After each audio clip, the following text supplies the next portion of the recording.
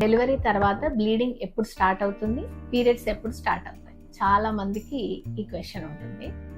Normal delivery అయినా caesarean అయినా మనం పీరియడ్స్ ఎప్పుడు ఎక్స్పెక్ట్ చేయొచ్చు అనేది ఒక క్వశ్చన్.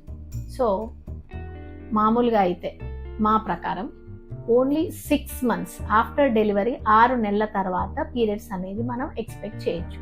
సో 6 months ఎందుకు అని అంటే 6 months అబ్జల్యూట్ బ్రెస్ట్ ఫీడింగ్ ఇచ్చిన వాళ్ళల్లో ప్రోలాక్టిన్ అనే హార్మోన్ వల్ల ఓవ్యులేషన్ అనేది జరగదు, దానివల్ల పీరియడ్స్ అనేవి రావు.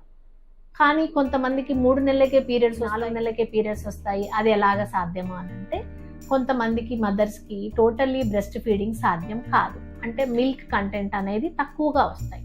సో వాళ్ళు అదర్ ఫీడ్స్ బేబీస్కి ఇచ్చినప్పుడు నార్మల్ అబ్జల్యూట్ బ్రెస్ట్ ఫీడింగ్ ని రీచ్ అవ్వలేకపోయినప్పుడు కొంతమందికి 3rd month నుంచే పీరియడ్స్ స్టార్ట్ అవుతాయి. So first period minimum is 3 months after delivery. And maximum ఎన్ని డేస్ వరకు రాకుండా ఉంటాయి, ఎన్ని మంత్స్ వరకు రాకుండా ఉంటాయి అని అంటే 1 year వరకు రాకపోవడం కూడా నార్మలే. మేము 2 years వరకు పీరియడ్స్ రాకుండా ఉండే వాళ్ళని కూడా చూస్తాం, but those are very rare.